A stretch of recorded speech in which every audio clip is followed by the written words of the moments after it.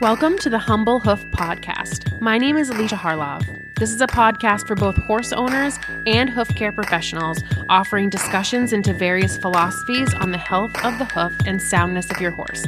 Please check us out on Facebook or at thehumblehoof.com.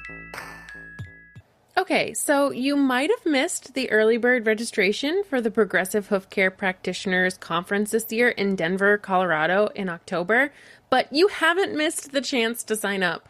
I'm going. I'm super excited to see all the amazing presenters talk about everything from asymmetry in the hoof to radiograph analysis and data, how to keep your body healthy when you're working on horses, teeth and the hoof connection, and so many more things that are just so pertinent in our careers as hoof care providers and even for horse owners. You can check out more about the conference and sign up at progressivehoofcare.org/conference. Some of you listening to the podcast might wonder what it's like to be a hoof care provider. Maybe you've even thought about doing it yourself. A lot of us got into this because of a lame horse and a passion to make them comfortable. And I think I can speak for a lot of us when I say that I had a lot of high expectations for what the job was going to be like. Now, of course, I absolutely love my job, but it's really not a lot like what I thought it would be when I got into hoof care. For this episode, I talked to 3 other hoof care providers around the United States and Canada, Lisa, Dennis, and Nicole, about things they never realized about being a hoof care provider. This is a really casual and candid conversation, and for hoof care professionals, I have a feeling that a lot of you might nod along in agreement, and for owners, you'll get to hear a bit of behind the scenes of what it's like to do what we do day in and day out. So why don't we go around and you guys can just introduce yourselves, and I'm going to go in the direction that is showing up on my screen. So why don't we just start with Lisa, and you can say your name and the area that you work in? Sure. My name is Lisa Mittler, and I'm just outside of San Antonio, Texas, but I'm kind of all over South and Central Texas working. So. Awesome. And how about Nicole? Hi, I'm Nicole Jory, and I work up in, I'm based out of Cowichan Valley on Vancouver Island in British Columbia, Canada. Awesome. And then Dennis. Yes, hi, my name is Dennis Antonenko, and I'm a farrier trimmer in southern New Jersey.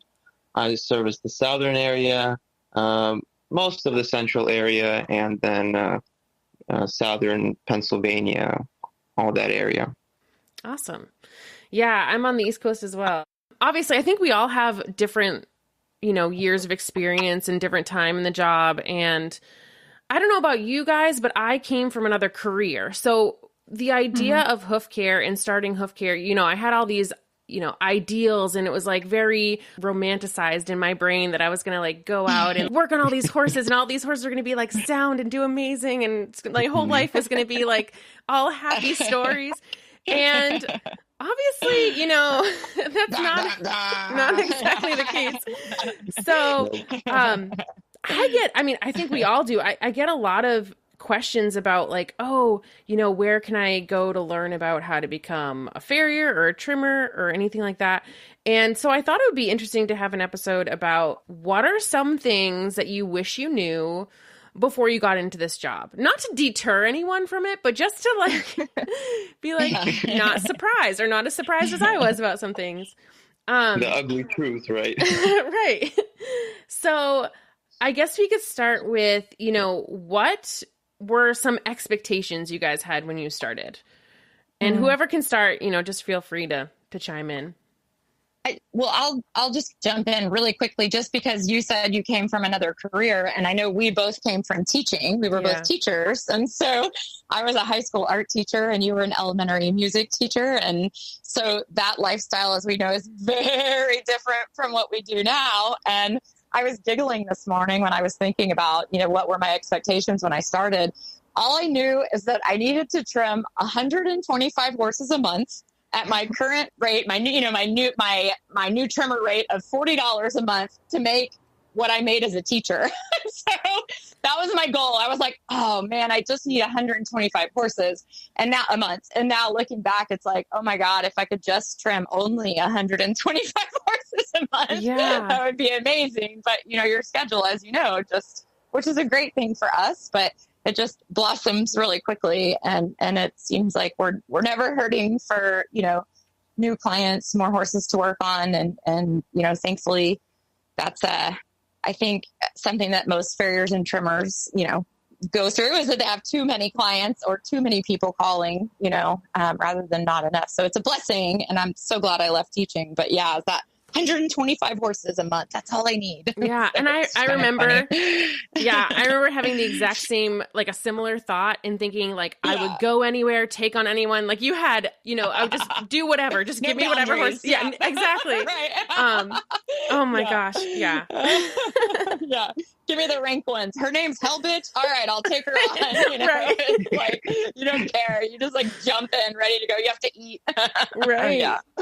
Good stuff. Yeah, I would definitely say that the boundaries thing was like a huge one that I was not aware of. That would be something that you really have to like, because I've been trimming for about 18 years ish, and I took a bit of a break because I got totally burnt out, and I was doing everything, trimming all the horses and dealing with schedules that you weren't ideal, and clients who would weren't ideal, and horses that weren't ideal, and then you get totally burnt out. And it's not something that I ever thought of getting into this, that you had to have like such boundaries for yourself to stay mentally and physically healthy in the job. Yeah, that's absolutely. That is such a great point. Going back to teaching, like I don't even think I understood the word boundaries when I was a teacher. You know what I mean? It's like you never hear it, and now it's like a word that goes through my mind every day of my life. It's amazing how fast you learn to set them. Yeah, and like you were saying about like only trimming 125 horses, I actually only trim 100 horses, and I'm trying to cut down. Wow. If I do more than that, a part of it is how much driving I'm doing, and you actually do way more driving than I do, but I like the free time. Yep. And I like my body not hurting all the time. So I actually set 80 as my boundary now, and I'm at 100 right now. So I'm like, gotta cut back.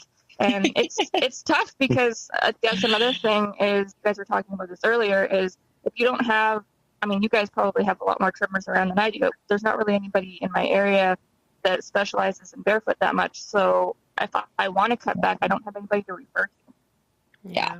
That's definitely a problem. Yeah, for sure. And there's a couple of good ones in my area, but we're all so booked, that it's like, I don't have anybody to refer to, it seems like, because we're just all overflowing. Yeah. Well, definitely. And then you feel guilty. You feel so guilty. That's what I was going to say. Then the empath comes in and is like, wait a minute, you're the only one that can help these horses get out there, Yeah. Tugs on the heartstrings. And honestly, like one of the great things about our job, I think, we're talking about what we didn't know before we started, is that we can make it whatever we want. So if you want to have as many horses as you want, you can probably do that. And if you want to have if you want to have more free time, you want to have X amount of days off, like you make your own schedule. That's definitely something I do like. Yeah. I have to remind myself of that sometimes. Yeah. And then the working conditions, right? The working conditions that are there, I expected this job to be much easier than it is. And, although I have to admit that it is worth it, because, sometimes it doesn't feel like a job because, I love it so much. But still, there's a lot of hardships. For example, I just can imagine how, under what conditions the trimmers and farriers are doing their job, in the blazing sun, in the rain, in the snow, in the hail, mud, with flies swarming around you, horse flies, gnats biting you. So it's not always rainbows and ponies all the time. But you gotta love it. A good point. Yeah, very good point. That's part of the boundaries thing too. Like, when I first started, I didn't have any sort of, guidelines of like what I would expect of my clients or the conditions or any of those kinds of things. And over time, you start to learn what is acceptable and what isn't, and what you can handle and what the horses can handle. Because you don't want a horse standing in the middle of the mud or out in the sun either when you're working on it and there's flies swarming around. So when I first get a new client, and I immediately will ask, do they have shade? Do they have shelter? Do they have, a dry place to work? Because we're in an area that rains, like, I don't know, 80% of the time. So we have to make sure that, you're going to be comfortable working and you're not going to be out all day in miserable weather, because you're not going to be able to keep that up. Absolutely. 100%. That's the thing that I posted on my website, is that I have these what I expect from owners and what owners can expect from me. I think that's a good thing to consider for beginners, because what you can expect from owners, being in the shade or being under a shelter, not to stand in the mud, not to put down the foot, and then when you come to pick it up, you have to clean it again like time. And then, list things that they can expect from you, to arrive on time, to be, informative, send links with information, all that stuff. So, yeah. Definitely. Yeah. We're dealing with the heat down here in Texas. I know everybody is, but I think it's now 52 days in the last 2 months since June 1st, I think we've been at 100 or over. And it's, we're always hot down here, but it's a whole new level of hot down here. And it's really, I got heat exhaustion 2 summers ago and learned the hard way that once you have it, you're prone to it. And so that's, of course, slowed me down a lot. And my body is just like, what are you doing to me in this heat? And everybody's hooves are so dry. And so it's crazy. I mean, working outside is all fun and games until it's, over 100 degrees every day. Right. That's something that I didn't really realize, is that I always thought I liked summer. Yeah. Like before I was a trimmer, I was like, oh, summer's a great season. I get a whole summer off because I'm not teaching. And now summer is like flies and the heat. I'm sure you guys are the same. I get so much hotter working than I do like standing around enjoying the day. Absolutely. So the owner can be like, I can have an owner holding a horse being like, wow, it's such a gorgeous day. And I'm over there like sweating buckets in my... I think we make our jobs look easy too. And not because we're like so good at them, but it's what we do every day and it's our muscle memory. So, you give the client a rasp and tell them to rasp or ask them to rasp in the 100 degrees. And they're like, oh, heck no. They take one swipe and they're like, I'm never doing this again. But we make it look easy to them. So I don't think they realize like how much we really are struggling. And I just don't want them to talk to me because I have no breath. Like, I'm like, I can't use my breath right now talking. This is a no talking day. Yeah, right. Exactly. So, I know. The expectations of being outside every day, it's going to be lovely and glorious and the sun is going to be shining. Yeah, right. I know. Like, give me air conditioning. Right. Right. That's those days when you start to dream about like the truck-in practices where you have a climate-controlled like barn. Yeah, exactly.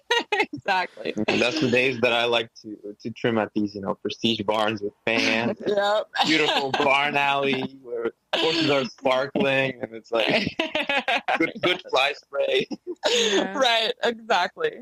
I feel like on the hot days too, the horses, it's like trimming next to a hot water bottle. They just like the heat coming off of them. Off and so much. Yeah. Well, and another thing I think that, I didn't really put too much thought into initially was the difference between winter and summer feet. Oh, yeah. And and like I basically, as soon as like the dry weather starts, I'm just like, here comes the carpal tunnel syndrome. Yep. Honestly, I didn't realize that at 34 years old, my body would feel like it's like 80. Absolutely.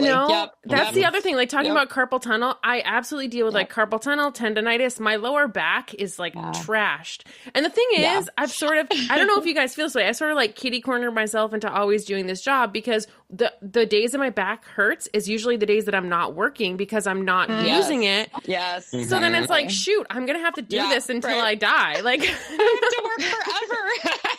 Exactly. I think something that really surprised me was like I came from having quite serious back injuries when I was younger, and I got started in hoof trimming kind of in my early 20s, and I didn't think that I'd be able to do it. Like it wasn't actually a job that I had planned on doing. It wasn't something where I was like, I'm going to be a Hoofcare provider and I'm going to do this for the rest of my life. It was just, and I think a lot of people have this, they just kind of fall into it as kind of you get started with your own horse and then it just takes off. But I started with a bad back, and so I definitely did not think that I would be able to keep doing this as an actual career. But surprisingly, my back got better from doing hoof trimming. Wow, that's great. So it was like, I think I just built strength that I didn't have that I needed in certain areas. And yes, of course, I have sore back days, but the severe pain that I had from my accidents and stuff like that in the past actually went away. And I get asked all the time, oh, you must have an amazing back. And it's like, no, I totally don't. But it's just something about doing this job has actually been therapeutic. Yeah. Wow, and I that's think, awesome. Pete Ramey has said something similar. He broke his back when he was younger, and he said that trimming has helped his back be the most comfortable it's ever been. Yeah. Mm-hmm. Wow. That's great. I've already had 2 hand surgeries. I'm actually recuperating from one right now. I had carpal tunnel release. I mean, I was to the point, and I had carpal tunnel before I started trimming from being an artist and fine motor detail with that stuff. But I did have carpal tunnel release because I was in so much pain once I started trimming. And then carpal tunnel release, I didn't realize can lead to trigger finger. And so I had trigger middle fingers for the last couple of years, and they became so painful.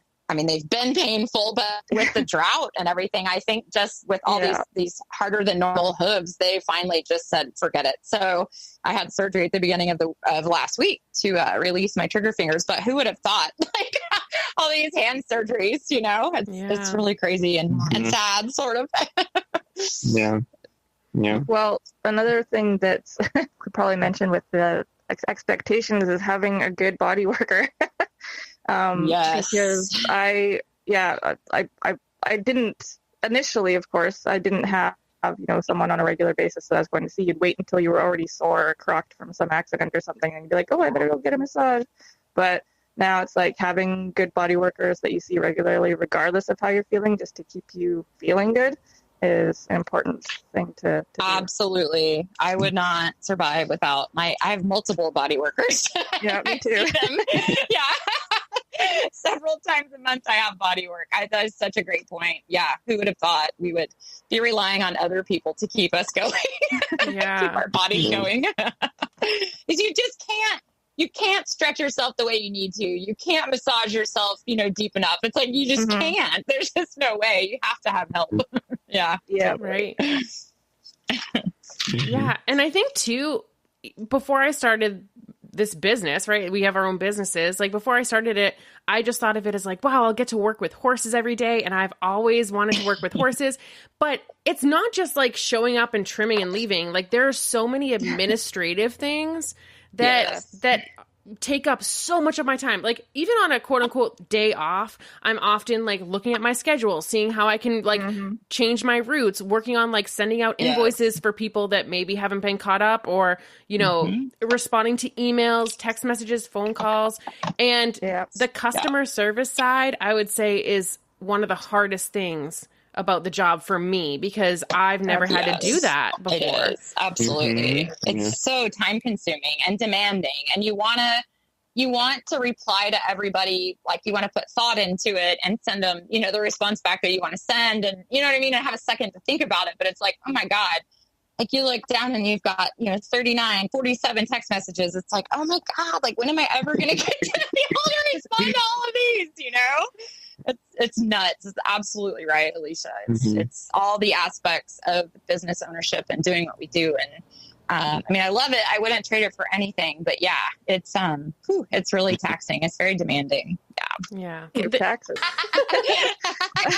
Yeah, doing taxes is not you guys in the U.S. probably have different tax systems than we do. But yeah, having to do your own bookkeeping and taxes and keeping track of like your records properly and knowing what you have to write off or what you can write off and like all that kind of stuff. It's like stuff that I definitely did not think about before I got it.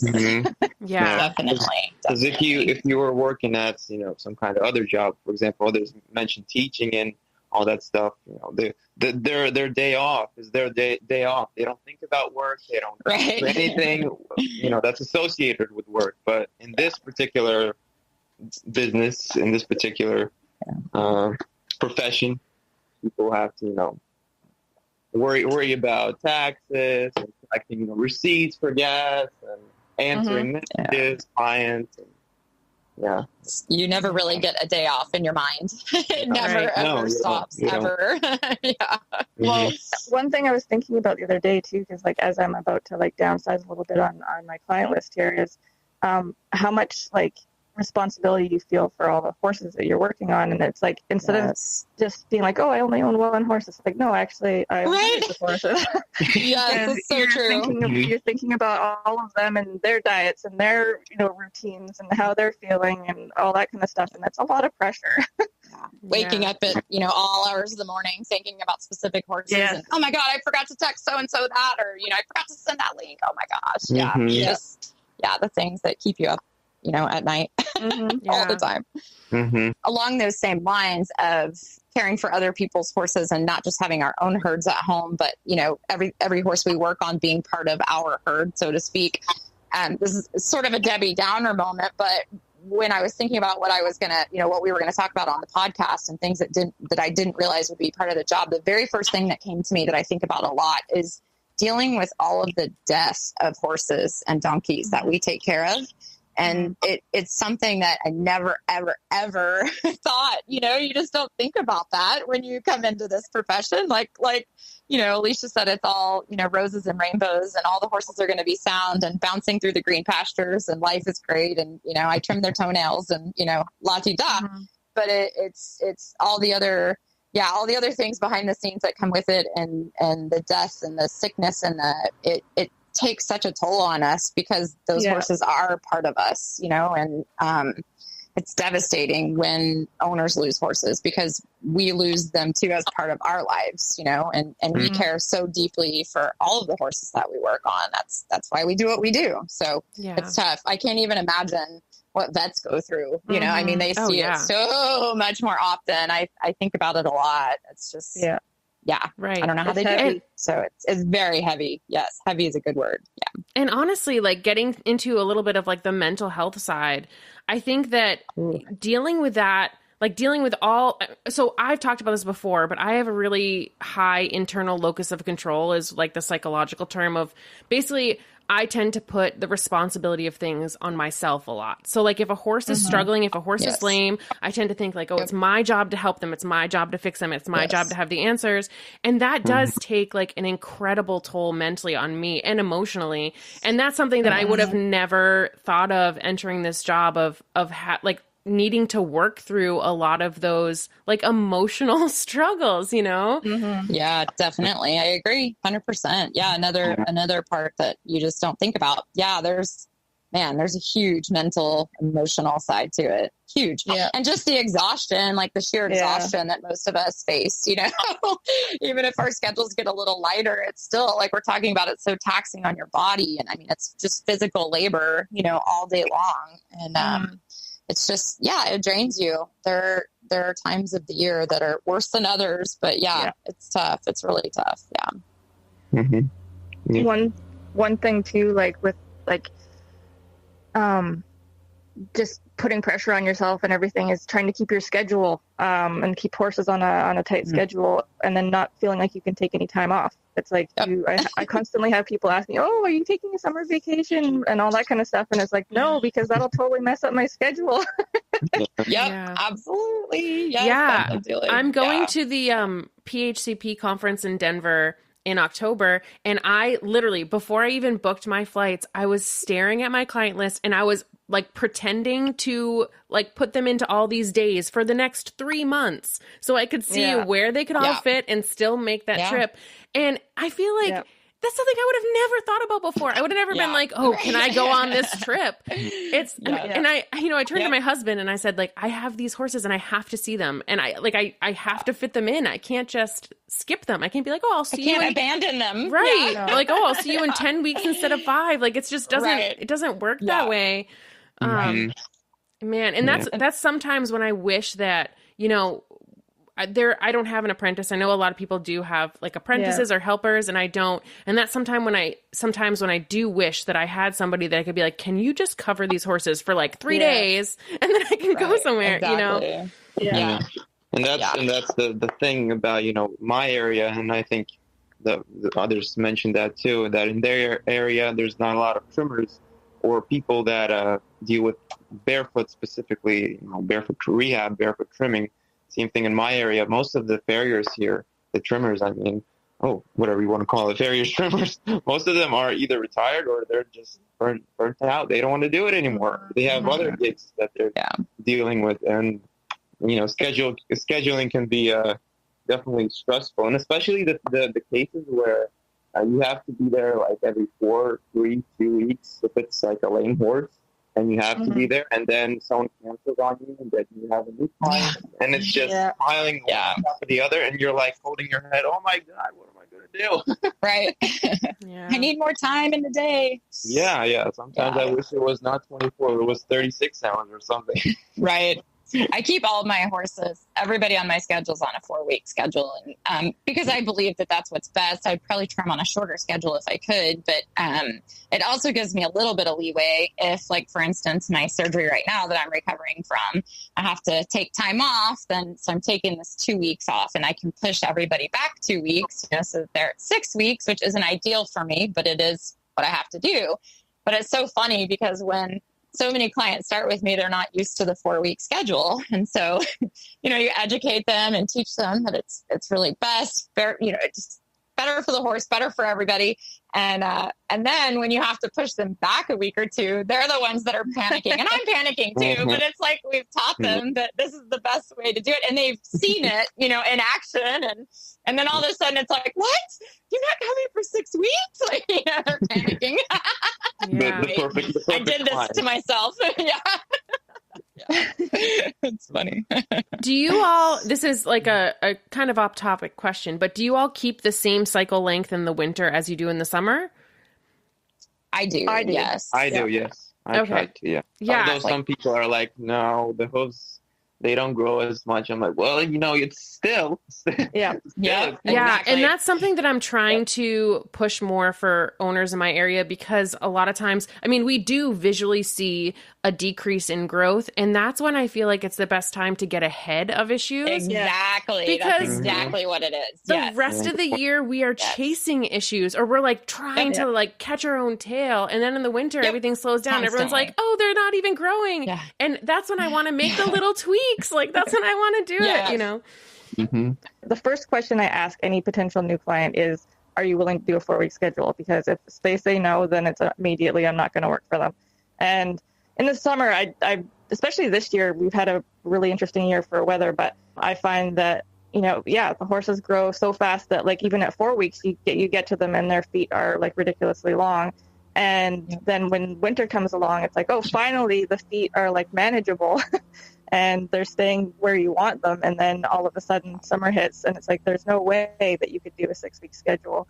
And there's also some factors too. Like, yes, if a horse lives, self-trims quite well because they live in an ideal environment, you might make the odd exception here and there, or do a shorter schedule if necessary. But to me, it just doesn't feel right to do anything longer than a 4-week schedule if you can help it. So I agree. Once you're on that schedule and you see it, every day, it's really convincing too. And I can't say I don't think I've ever walked up to a horse and thought, I know I haven't. This horse doesn't need a trim today, at 4 weeks. Like, the owner might think so. The owners always think they don't need a trim. But I never walk up and go, you know what? I'm going to skip Fluffy today because she's good. Like, there's always something that you can take off, Right. This is something that you guys probably have heard before and can laugh at, is when you go to trim a horse and someone goes, oh, you didn't nip or anything off, I guess that means it wasn't too long. Exactly. No. Oh, that's the goal. That's the goal. I have a saying that, if I use my nippers, it means that the hoof overgrew. And people are like, what? What are you talking about? I'm like, I should come here with a rash. With a rash. And a knife, just in case. Should be easy peasy, quick trim every 4 weeks, or however, 4 weeks, yes, for me. Exactly. But every 4 weeks I should be in and out. Yeah, if I have to spend a lot of time, grunting and struggling, then the cycle's too long. So but and honestly, I think we're all talking about the same thing about educating owners is such a huge part of this too. Telling them why we don't want to use the nippers, why we want to make sure the feet are staying, free of distortion and that kind of thing. I mean, it's a huge part. And sometimes, I mean, I used to be a teacher, and sometimes I even get like super tired and I don't want to spend 20 minutes explaining something, and we have to. That's part of our job, you know? Yep. Yeah, definitely. Yeah, it is. It's very taxing, and you're thinking in your head, like when you hear a client say they don't understand or don't know or never heard, and you're like, you've never heard this before? You know, you're thinking like, how long have you had horses? How do you not know this? You know, the stuff that we hear and do every day, you know, is like a foreign language to so many. So and the education part is really fun. I of course love that because I loved being a teacher. So I love educating clients, but it is draining. It's really draining. Especially so time consuming. Right. Especially when they have other professionals that are maybe saying something different. And that's something that I feel like I still am learning to be better at is, you know, respecting other professionals, never putting down other professionals, but also saying like, well, if you really want to see progress that I know can be seen, you're going to have to follow this way. Right. And, you know, it's hard. It's hard being diplomatic. It is so hard. Yeah, it is so hard. And it goes back to that setting boundaries and even the mental health part of it, because I mean, how many cases have we all had where we know we can help the horse, or we're pretty confident that we can help the horse, but you know, an owner or a trainer or a vet is basically standing in the way of that. You know, there's conflict between what the owner wants to, you know, the route the owner wants to go, whether it's with you or one of the other professionals. And it's heartbreaking to know, like, I can help this horse, especially if it's a founder or, you know, just a horrible rehab case, navicular, whatever it is. Like, I know I can help this horse. I know I can help this horse feel better, but you can't. You have to walk away a lot of times because you can't get them on board to do all of the things, you know? It's really, really tough mentally for me anyways. You know, I've gotten a lot better at, like, you know, getting over it faster, but it certainly sits with you for a little while. And you think back to a lot of those horses, you know, years later. Yeah, that's true. I just wanted to add a little bit about educating owners. I don't know about others, but for me, the biggest thing that I wish I knew before starting out in this Hoofcare business profession full time was how to properly communicate with certain horse owners. I didn't expect to use my communication skills so much.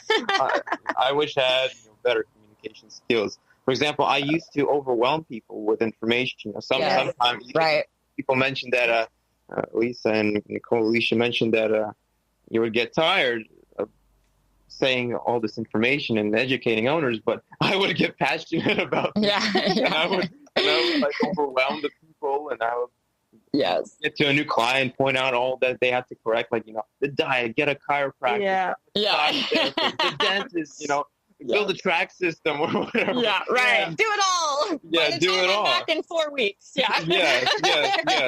And then people would say, but I just want to trim. Exactly. So I figured, you know, let me very valid point. Let me mention all these things, but I'll do it slowly.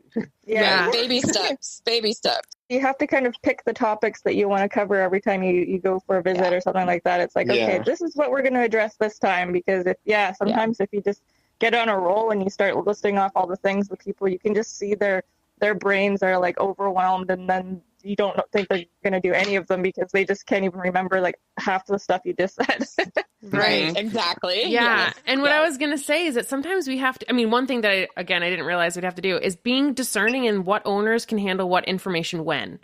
So meeting an owner and knowing, like, okay, this owner right here really wants to help their horse, but they're at this boarding situation that might be difficult in making these changes. So let's start, you know, with one little thing that I know that they can change right now and work on that, see success with that, and then start adding on other things. And it's picking and choosing, and also identifying what can be attainable. Because a lot of times, I mean, I think this is true of anyone. If you do something small and see success, you're more willing to do more. Absolutely. Yeah. Right. So it's hard. And that's something where, again, like Dennis, when I first started, I was just like, word vomiting over everyone. And I was like, this is everything you need to know. And then I would be like, why is nobody wanting me to come back to church? You know what I mean? I've lost so many clients because of this. So many clients are like, oh, no, I don't want to hear it. I look back at it, I'm like, oh my God. I could have like more that. homework. Yeah, on the topic of like hot weather and talking to people and all that kind of stuff, it's always funny when you're, in the middle of a trim and so you have a passionate client who asks you a ton of questions, which is awesome and like the best kind, but you're like super hot and exhausted and trying to like trying to breathe, survive. So you're like, you have to like stand up and you get a bit of a head rush and you put your hand on the horse and you're like, just give me a minute, and then you answer the question and then you go back to trimming. Right. And you're like, a little break, but then you're like, gosh, now I got to go back to it. Yeah. That's that no talking thing again. The no talking policy. No talking while I'm trimming. Wait to ask your questions till I'm done. I know. I've had to get really comfortable with silence because I like talking when I trim, but there are times when I'm so tired that I just can't talk. And then, being in my own brain, I'm like, oh, I don't want the owner to think I'm mad at them or like something's wrong. But the truth is, that's such a good point. The truth is, like a lot of the clients that I work for, they say that I'm friendlier than most farriers they've met because I talk. Mm-hmm, and so I think they're used to just not having somebody chat Silence. With them. Yeah. Wow. Yeah. I think so. I agree. Silence is good. It is good sometimes. Absolutely. A lot of the times. The other thing that I know a lot of us kind of giggle about sometimes is that we have like honorary psychology degrees in this job. Mm-hmm. Going back to, what we were talking about a little bit ago, like feeding them the information. But there are also things that like with certain clients, you're never going to be able to tell a client or share some information with a client or whatever it might be, because they're just not going to do that, or they can't handle it like emotionally. And that sounds so crazy, but there are horse owners out there. There's quite a few of them that, their horses are their kids, which for me, that's exactly how mine are. But, I think a lot of them live in denial almost about things that are going on with their horses. And you show up and you see this clear as day founder going on, and it's like, oh my God, how am I going to relay this to this poor owner who emotionally, I don't think can handle this information, Mm-hmm. So it's like just learning how to deal with emotionally fragile people. Just, it's hard dealing with their animals and telling them that things are wrong with their animals and not things are wrong, but that you're noticing things that can be better. And I heard a podcast, it's been a little while, and I should be able to quote the farrier who said it, but I can't remember who it was. And he said, we're like mechanics. We show up on the job and we tell you everything that's wrong with your vehicle. We show up and tell you everything we notice about your horse. And we don't do it in a mean or a malicious way, but it's like, we're here. This is what we see. And if, God forbid, I didn't tell you those things and then something happened, like if I didn't tell you that I was, that there might be some rotation and we might want to get the vet involved. And then, the horse founders and then the client's like, why didn't you tell me? And, it's like, I wouldn't be able to live with myself, Mm-hmm. So, but it's learning how to deal with fragile souls, in a lot of ways when dealing with their beloved animals. So, and along those same lines, I think some of the hardest things or some of the hardest conversations I've had is about quality of life. And especially with like older animals where you feel like sometimes, and often, obviously that's not our job to tell them to, think about euthanasia or anything like that, but sort of opening up the idea of like, is this a good quality of life? Like, are we able and are we going to be able to give them a quality of life that you want them to have, which is really hard for people who see these animals as a part of their family, which I do too, Yes. Right. Yeah. I notice a lot of the hardest conversation to have with people, or I guess the hardest people to have that conversation with, are ones that feel guilty about the situation their horse is in. Yes. Because they don't want to give up. They feel like they need to fix it. And it can be something that is, like you said, quality of life is not going to be there. And so it's really the kindest thing to do is to let this animal go. And these people just don't want to give up because they want to fix it. They feel bad. They want to fix it. And it's like, we have to just kind of let go of our egos and let go of our plan of what we want to happen and just let them go. Yes, definitely. I agree with that for sure. It's tough. It's really hard. Yeah. Right. So, I mean, ultimately, our main job might be going and working on the horse's feet, but there's so much more involved. So much more. It's so much bigger than that. Working on their feet is probably like the smallest part of it. Yeah. The most minor part of all of it that we do. Honestly, I think that if someone was to say, like, well, actually, we're talking about it right now. What was one thing that, you didn't know going into it is like the trim is like the smallest aspect of your job. It's like you thought going into it that, the trim is the magical part that's going to fix everything. But it's like, that's like the smallest piece of the puzzle. I mean, it's definitely a piece of the puzzle, but all the other parts of it are so much more involved and more important than just cutting some hoof off. Right. I've thought about that a lot, over the last few months, just with coming out of spring and founder season, and we're still kind of in it with this heat and the drought and it's just really crazy. But I've kind of had this like visual pie chart in my head and I know Pete has always said this and I remember, I can hear him saying it in my voice, but owner compliance. And it's like my visual pie chart is like, we're like the 2%. Actually, everything is like the 2%. Us, the vets, the trainers, everybody that's involved with the horse. And then you've got like 98% of the pie that's owner compliance. And if you can't get them on board to do what needs to be done for the horse, there's just not a lot we can do. And I find myself, the longer I do this, walking away from those clients because I can't emotionally keep putting myself in that situation. It's too hard on me and I just can't do it. And I want to be there for the horse, but it's like, if I'm the only one, or I'm a group of, the small group of vets, trainers, whatever, who are supporting this horse and the owner's not doing what they need to do to actually help the horse, then there's absolutely nothing I can do. And I have to save myself and my emotions. And it's tough, really tough. It's difficult sometimes saying no because you get emotional. Definitely. The horses that are neglected with horrible overgrown feet. But, some of them are dangerous to trim, and the owner is non-compliant, but you still, you want to help that horse. And that's the tough part. Dealing, I guess, with your own emotions, saying yes. No. I've really even hard. had to be in situations where you have to like call animal control because it's like you don't want to work for them, but you also don't want the animals to suffer. So it's like you gotta do something, and it's like that's pretty much the only thing you can do. Right.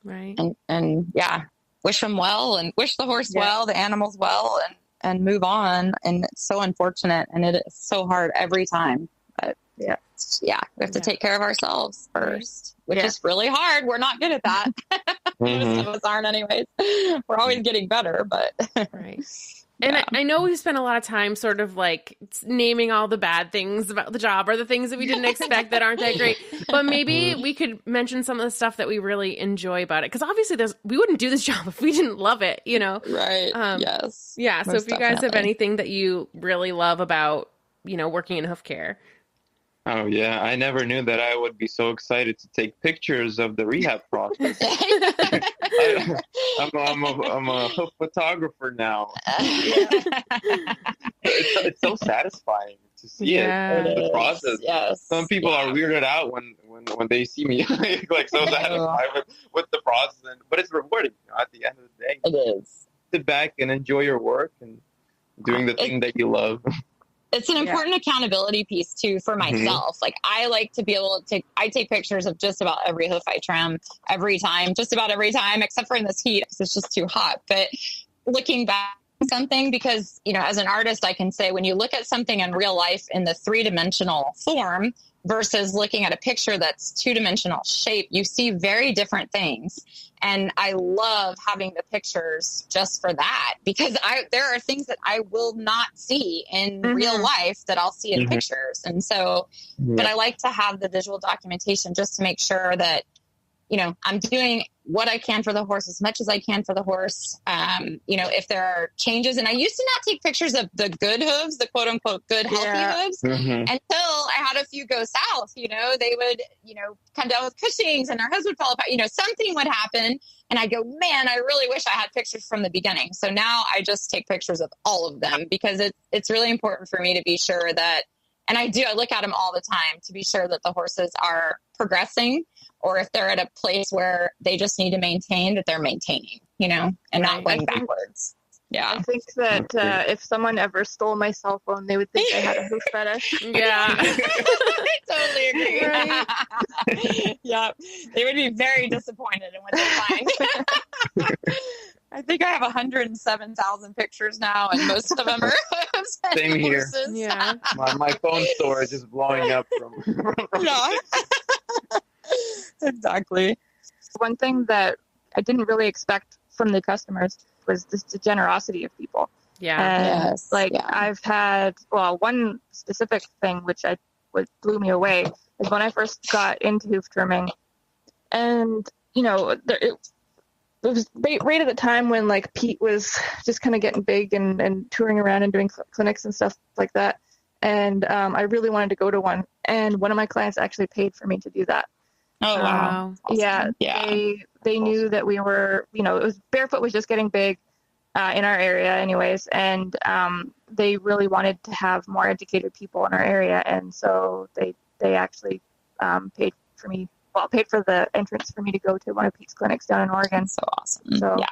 And I mean, little things too. I have clients that'll pack me a lunch or something like that. Yes. So sweet. That's the best. Yes. Yeah. It's so awesome. And we talked a little bit about doom and gloom with clients, but I mean, of course, one of the best parts of this job is all the clients, the friends and family that we've gained, doing this job. And like you said, the ones that take such great care of us and worry about us and, check in on us. And just, I have one dear client who, has texted me quite often, I'm thinking about you in this heat, just randomly, and it makes me smile. So it's really awesome to have such a supportive client base.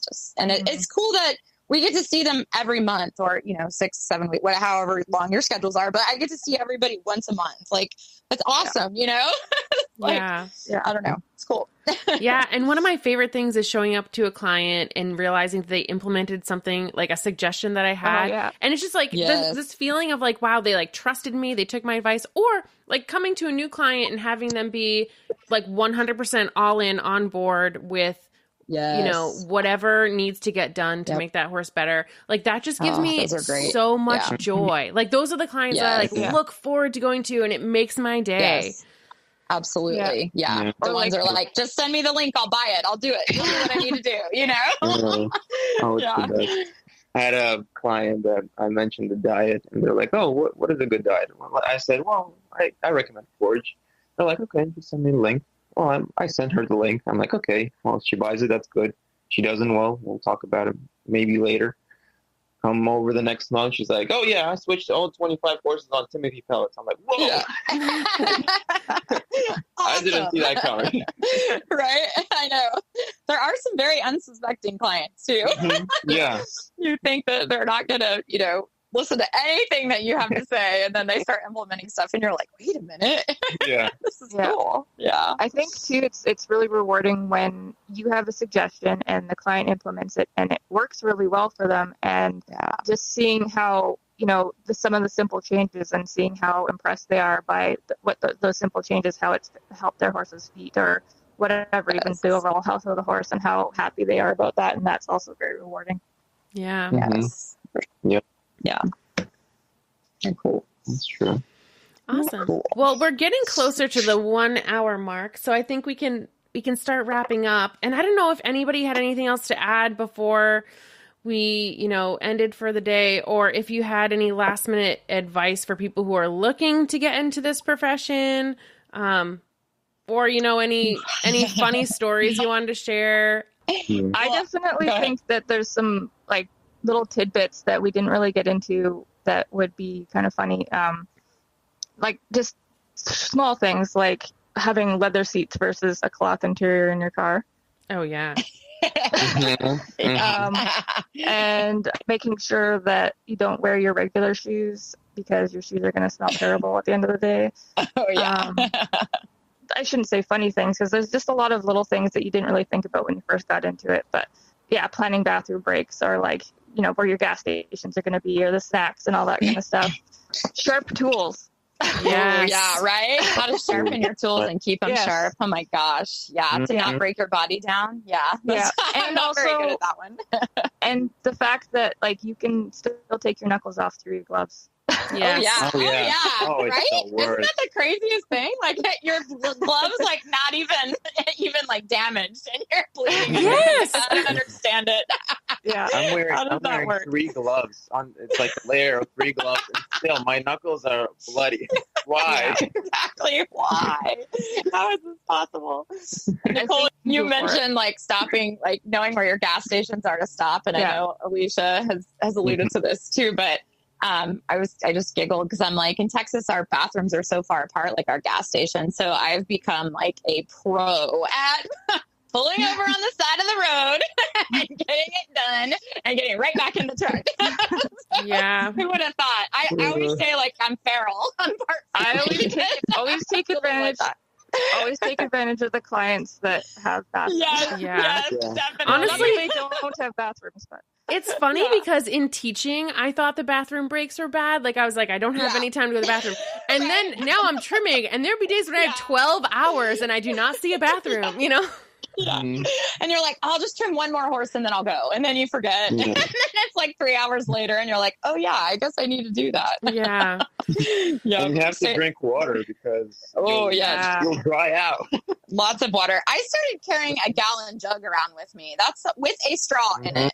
That's the only way I get enough water in, because if when I carried a smaller jug, I wouldn't fill it up enough. Like I had my water cooler in my truck to keep it full, but I would do the same thing. Like, I'll just do one more horse and then I'll fill it up.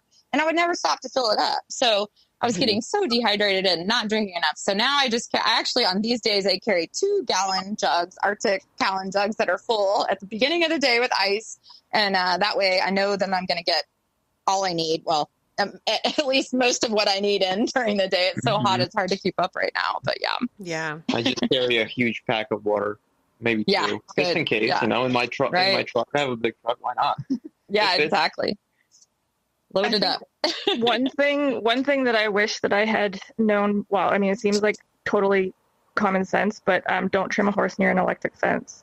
Oh, yes, definitely.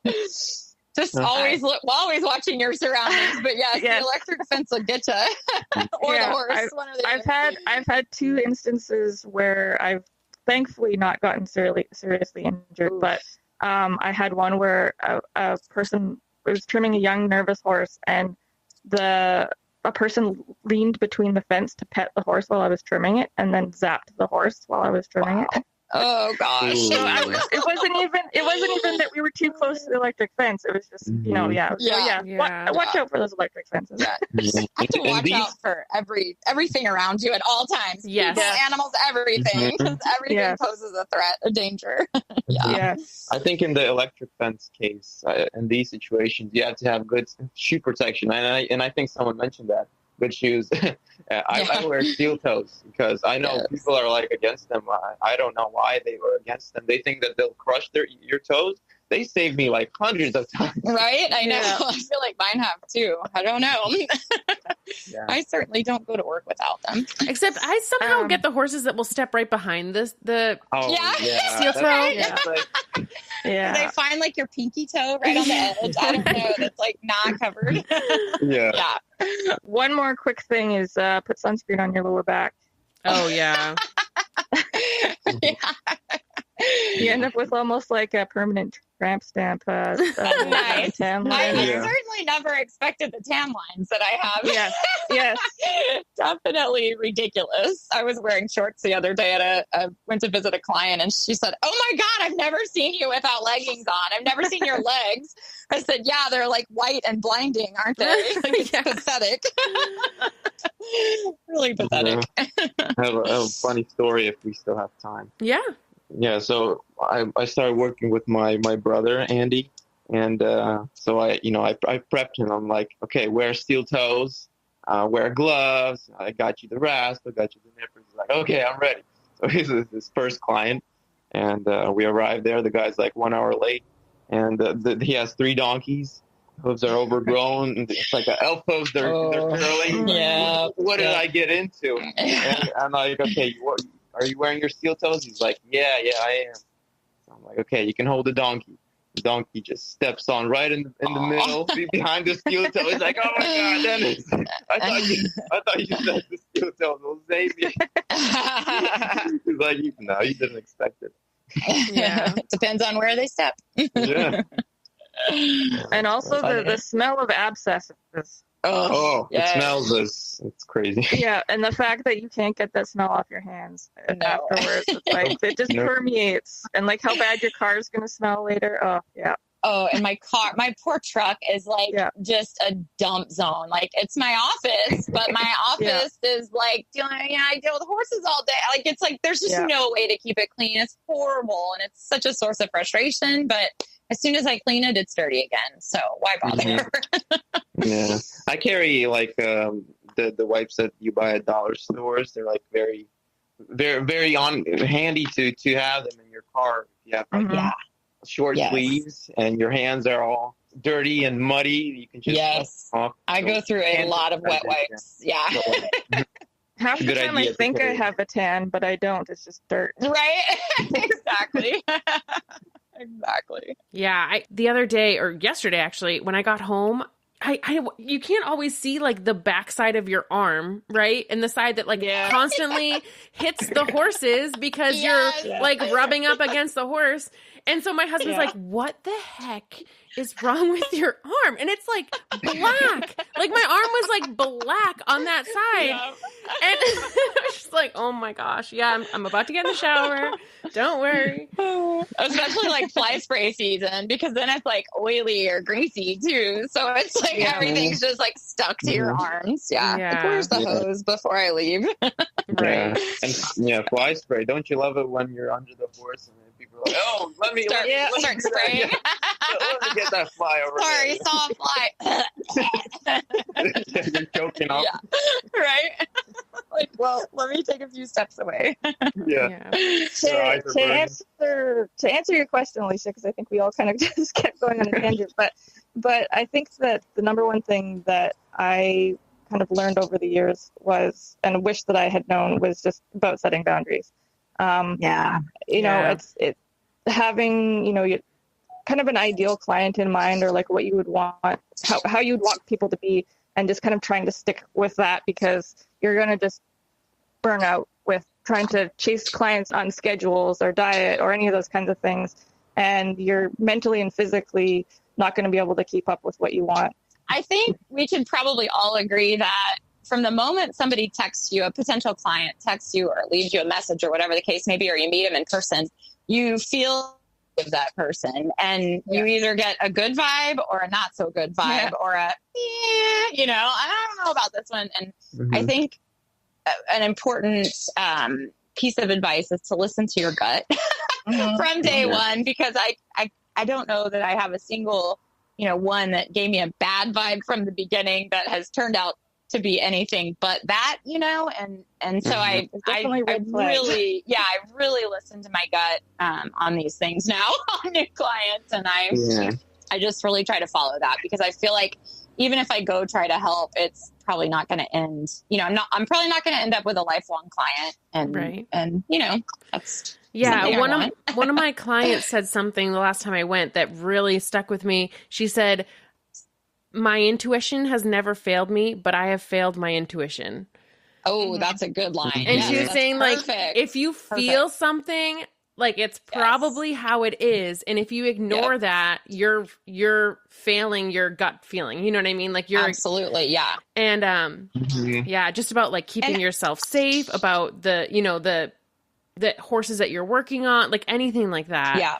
And I can't say I've ever looked back and thought, man, I really miss that client, or you know what I mean? Like it's like that sounds so horrible, but it's like you break ties with them for a reason, you know, like there's whether it's a safety issue or personality, whatever. And we're not going to get along with everybody on the universe, and we're not going to have the same, you know, opinions and vibes as everybody. So you have to find your people in this profession, you know, whether it's clients or whatever it is, trainers you work with, whoever it is, you have to find your people. And so, but I've never looked back and gone, man, I really wish that I wouldn't have left them, or, you know, there's a reason for everything. And I haven't regretted any reasons that I can think of. So just listen to your gut. That's a huge, huge one. Yeah. The only time I think I've regretted referring a client away is when I've narrowed my range and been like, man, I really, there's still some clients that I miss, like south of Boston, that I'm like, man, those are like my ideal clients, but it was just getting way too far for how many horses that I see. Definitely. But when it comes to other things, I agree. Like when they need to go. Yeah. And I also think that, you know, as a beginner, you don't know what to look for. You know, you don't know what red flags to look for. So a good idea is to ask an experienced person, you know, who knows what he's doing. Ask them, you know, what should you look for in a client? You know, what's a red flag? From the first, you know, text, and I think it'll get better, and you'll learn to trust your gut and identify these situations yourself. Yeah, ahead of time. And just because they're not a good fit for you doesn't mean that they're not a great fit for another farrier or trimmer, and maybe even somebody you know. It's just, you know, personalities, lifestyles, everything. It's just finding a good fit for you and for the owner and for the horse. You know, so important. Yeah, and just taking care of yourself, like putting yourself kind of first in terms of, I mean, I know you want to put the horses first, but just like your physical, your mental, and I mean, you want to be able to be there for as many horses as possible. So if you're putting all your physical, mental effort into like one client, or you're dealing with a really dangerous horse or something, and you get hurt, then you can't be there for the rest of your clients. So you have to kind of prioritize, you know, yourself and your physical and mental health. And like I said, with boundaries, saying no, having, you know, your schedule on something that's manageable for you, because otherwise, you know, you can't be there for everybody. Yeah. And trusting your gut too, when you're in the middle of trimming horses, donkeys, whatever it may be, when your gut tells you like, don't do that, you shouldn't do that, really listening to that and just walking away, stepping away. And that's really hard because we want to help them. We're there, you know, we know we can do it if we can just do this or whatever the case may be. But listening to your gut on that too. Yeah. And in addition to Nicole's and Lisa's comment about there's a certain I remember Daisy Bicking, even I think it was her podcast or her webinar. She said there's a certain amount of forces that your body can withstand, so might as well make it worthwhile, you know, by identifying and everything, these red flags. Awesome. Well, I think we could probably talk forever, because when you get a bunch of hoof care providers together, it's like, it's so great because we spend so much time solo, you know? But I really appreciate you all being willing to do this and chat with me. And I'm hoping to have, you know, kind of a candid talk podcast every few episodes, so that, you know, I think it's nice to hear real life stories and how it is in the field. It makes us almost feel less alone sometimes. I was just going to say, we don't feel so alone. Awesome. Well, again, you know, thanks for having us. Thank you. So I hope you all have a great rest of your day and that you only have the best clients this week. And we can catch up soon. Perfect. Sounds good. Thanks, Alicia. Bye, guys. Bye-bye. Bye. I always say that I'm slightly more hoof obsessed than the average person, and chances are, if you're listening to a hoof care podcast, you are too. So we should probably be friends. Feel free to find me on Facebook or email me at thehumblehoof@gmail.com.